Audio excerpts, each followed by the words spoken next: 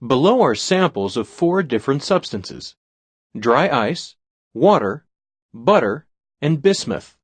At -100 degrees Celsius, they are all solids. But as the temperature increases, their states of matter will be different from one another, even if they are at the same temperature.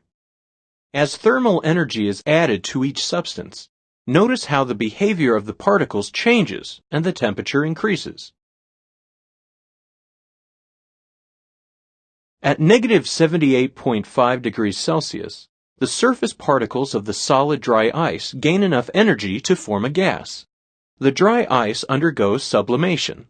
Sublimation occurs when particles of a solid do not pass through the liquid state as they form a gas. The other 3 substances shown here remain solid at this temperature.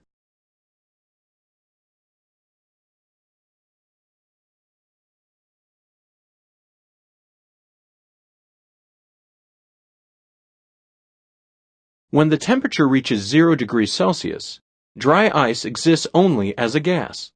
The solid ice begins to melt, and the water enters the liquid state.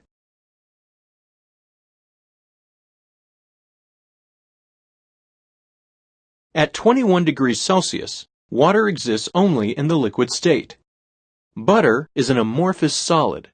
Its particles are not arranged in a regular pattern. An amorphous solid does not melt at a distinct temperature.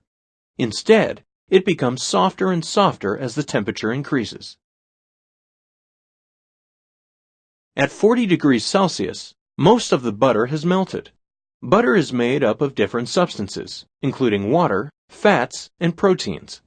The water in the butter is a liquid, while most of the fats and proteins are still solid, even though they are all at the same temperature.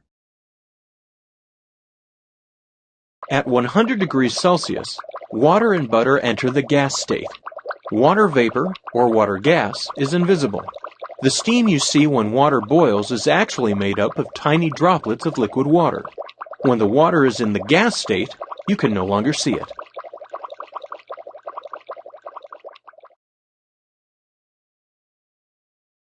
At 120 degrees Celsius, all the water is in the gas state. However, there is still some liquid butter left. Some fats and proteins in the butter cannot enter a gas state. They break apart and form a brown residue.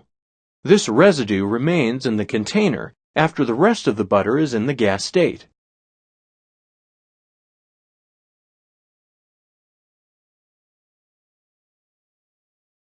At 271 degrees Celsius, the solid bismuth enters the liquid state.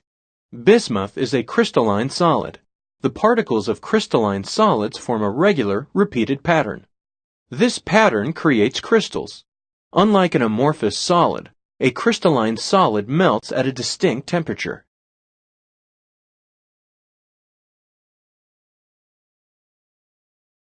At 1560 degrees Celsius, bismuth enters the gas state.